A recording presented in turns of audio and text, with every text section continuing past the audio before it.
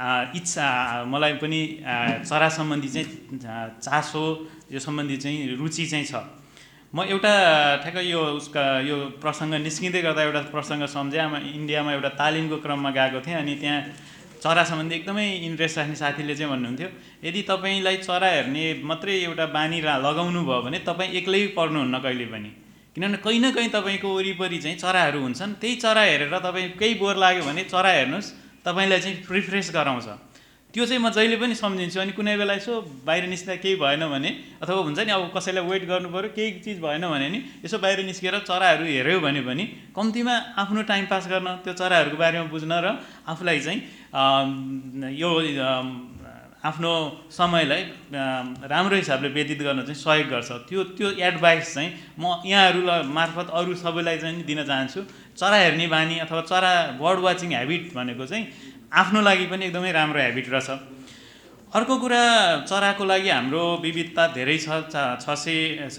करिब 900 प्रजातिहरू नेपालमा छन्। त्यसमा यो रेड लिस्ट अफ म्यामल्स बर्ड्सको अघि म्याडमले देखाउनु भएको थियो, त्यसमा चाहिँ 166 प्रजातिको चराहरू चाहिँ लोपोन्मुख अथवा सङ्कटमा परेको भनेर चाहिँ उल्लेख गरिएको रहेछ। भनेको हामीसँग चराहरू धेरै छन्, तर करिब 900 प्रजातिमा करिब 200 चराहरू चाहिँ लोप हुने अवस्थामा अथवा खतरामा परेका चराहरू छन्। त्यसले पनि हामीले चराहरूको संरक्षणमा एकदमै ध्यान दिनुपर्ने, विशेष महत्त्व दिनुपर्ने कुरा चाहिँ देखिन्छ।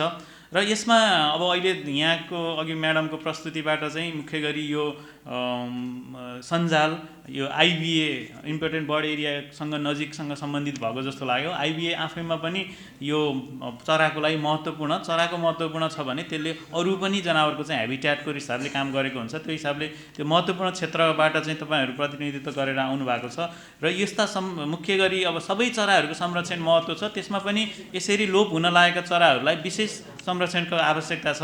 त्यसका लागि विभिन्न प्रयासहरू नेपाल सरकारले गरेकोमा राष्ट्रिय प्रकृति संरक्षण कोष पनि सहभागी भएर, खास गरी अब भल्चर कन्जर्भेसनमा हामीले ब्रिडिङ सेन्टरमा कार्यक्रम सञ्चालन गरेर ब्रिडिङ सेन्टरबाट उत्पादन गरेर अहिले त्यो फेज आउट हुने क्रममा छ। अब त्यसलाई हामीले एउटा खुसीको रूपमा पनि मान्नुपर्छ। प्राकृतिक अवस्थामा चराहरूको सङ्ख्या अथवा त्यसको चाहिँ अवस्था राम्रो हुँदै गएको र त्यसको कारणले गर्दा हामीले अहिले ब्रिडिङ गर्नुपर्ने आवश्यकता चाहिँ नदेखिएको, त्यो भनेको हामीले एउटा गर्व गर्नुपर्ने पनि कुरा हो। तर मैले अघि भनिहालेँ, हामीले केही चराहरूमा सफलता, केही चराहरूमा राम्रो हुँदाहुँदै पनि धेरै चराहरू अझै पनि सङ्कटमा छन् र त्यो सङ्कटलाई कम गर्ने भनेको यस्तै स्थानीय प्रयासले हो। किनभने त्यसका मुख्य गरी थ्रेटहरू, यो पेस्टिसाइडको समस्या चाहिँ मेजर समस्या जस्तो लाग्छ चराहरूको वाइड स्प्रेड रूपमा हेर्दाखेरि।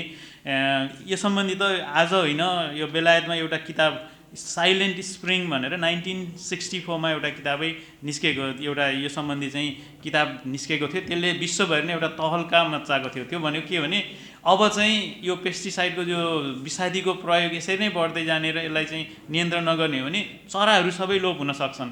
र साइलेन्ट स्प्रिङ भनेर जुन चराहरू चाहिँ चिरबिर गर्ने समय हो, स्प्रिङ सिजन भन्छ, वसन्त ऋतु, त्यसमा नै चराहरू भएनन्, त्यो चाहिँ सुनसान हुन थाल्यो भनेर एउटा अलार्मिङ हिसाबले चाहिँ यो आएको थियो। र त्यही कुरालाई पछि चाहिँ पनि विभिन्न संरक्षणका प्रयासहरू सुरु भएर संरक्षणको कामहरूमा गति लिएर चरामा पनि विशेष चासो बढ्दै गएको चाहिँ देखिएको छ। र त्यो अघि यो संरक्षणलाई जोड्ने कुरामा पनि चराको चाहिँ महत्त्वपूर्ण योगदान छ। अघि एसियन फ्लाइवेजको कुरा गर्नुभयो, जुन एसियन फ्लाइवेज अथवा जसरी हामीले देशहरू हामी कहिल्यै नगएको अथवा हामीले इभन हामीले थाहा नभएका देशहरूमा समेत चराहरू आउने, चराहरूले चाहिँ हामीलाई त्योसँग चाहिँ जोड्ने कामहरू गरिरहेको छ। र संरक्षणको काम अथवा यो प्रकृतिको काम, प्रकृति भनेको चाहिँ प्रकृति संरक्षण काम भनेको देश मात्र नभइकन देशभन्दा अन्तर्देशीय रूपमा चाहिँ गर्नुपर्ने आवश्यकता भन्ने कुरा पनि चरा आफैले चाहिँ भनिरहेको, बोलिरहेको।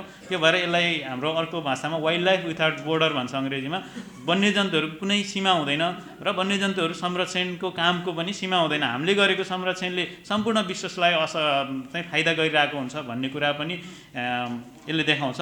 र अर्को अब चराहरूको केसमा हामीले पहिलादेखि देख्ने गरेका छौँ यो गुलेली, पासो, जालहरू होइन विभिन्न प्रयोग गरेर त्यस्तो खालको समस्या हुने गरेको त्यसलाई पनि नियन्त्रणको लागि हामीले प्रयास गर्नुपर्ने, किन जहाँनिर चाहिँ थ्रेट समस्या छ त्यही ठाउँमा हामीले नियन्त्रणमा प्रयास गऱ्यौँ भने बल्ल यसले चाहिँ हामीले संरक्षण गर्न सकिन्छ भन्ने लाग्छ। र त्यसको लागि यो सञ्जाल, खास गरी तपाईँहरू जुन सञ्जालको अहिले यो कार्यक्रम हुँदैछ यसको चाहिँ महत्त्वपूर्ण भूमिका रहन्छ र यो यहाँहरूले गरिरहनु भएको पनि छ जस्तो लाग्छ। यहाँहरूको प्रयासले गर्दा नै धेरै ठाउँमा चाहिँ चराहरूको सङ्ख्या बढ्नमा अथवा यस्तो थ्रेटहरू यिनीहरूको क्षति हुन कम भएको पनि छ।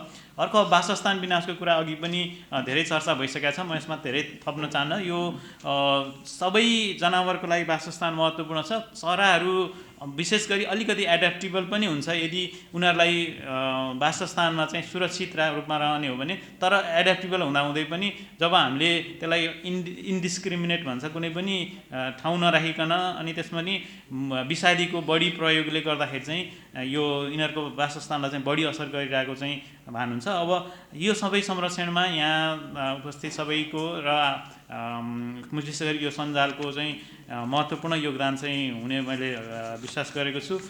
यसमा राष्ट्रिय प्रकृति संरक्षण कोष खास गरी अलिकति अध्ययन अनुसन्धानको हिसाबले र यो प्राविधिक काम गर्ने हिसाबले हामी पनि यसमा सहभागी यो सञ्जाललाई चाहिँ आवश्यकता अनुसार सहयोग गर्न चाहिँ हामी तत्पर छौँ। हामी राष्ट्रिय प्रकृति संरक्षण कोषको धेरै कार्यक्रमहरू चरामा नभए पनि हाम्रो चराका केही कार्यक्रमहरू पछि यो